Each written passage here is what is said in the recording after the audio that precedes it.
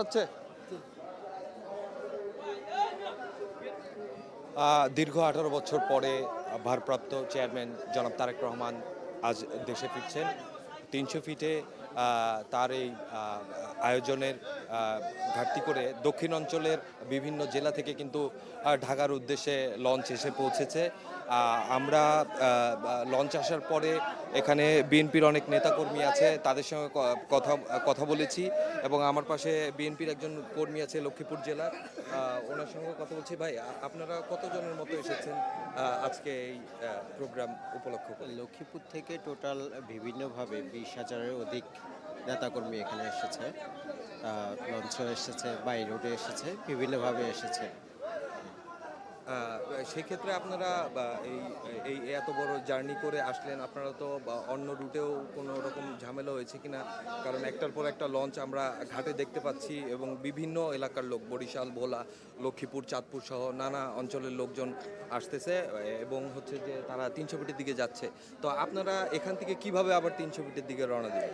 এখান থেকে বাস, pick up, এভাবে আমরা 300 ফিটে যাব, প্রয়োজনে হেঁটে যাব, অসুবিধা নেই। আপনার তারেক রহমানের কাছে আপনার আজকের প্রত্যাশা কি? দেখেন, তারেক রহমান দীর্ঘদিন থেকে পর বাংলাদেশে ফিরে আসছেন, এটাই আমাদের সবচেয়ে বড় পাওয়া। আর এখন আমাদের দেশটাকে সুন্দরভাবে গঠন করবে, এটাই বাংলাদেশের জনগণ চায়। সুন্দর একটি দেশ গড়বে, সবার আগে বাংলাদেশ। সেই ক্ষেত্রে আমরা বাহিরে দেখলাম যে একটা শৃঙ্খলা ক্যাম্প ওখানে করা হয়েছে বিএনপির পক্ষ থেকে সদরঘাটের টার্মিনালের কর্নারে। সেখানে পর্যাপ্ত খাবারের ব্যবস্থাও রেখেছে বিএনপির অঙ্গ সংগঠনের লোকজন। কিন্তু আপনারা যে এই পথ দিয়ে এখন আপনারা সদরঘাট থেকে আপনারা 300 ফিটের দিকে যাবেন, সেই ক্ষেত্রে আপনারা এতগুলো মানুষ, আমরা এখানে 200 থেকে 250-এর মতো মানুষ দেখছি, আপনারা কি বাসে করে যাবেন না যার যার গন্তব্য থেকে 300 ফিটের দিকে রওনা দেবেন? এখান থেকে বাসের ব্যবস্থা আছে, বাসে করেই সবাই যাবে এখান থেকে।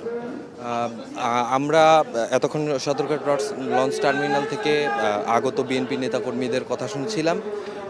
তাদের প্রত্যাশা একটি সুন্দর বাংলাদেশ উপহার দিবে আজকে তারেক রহমানের প্রত্যাবর্তনের মাধ্যমে।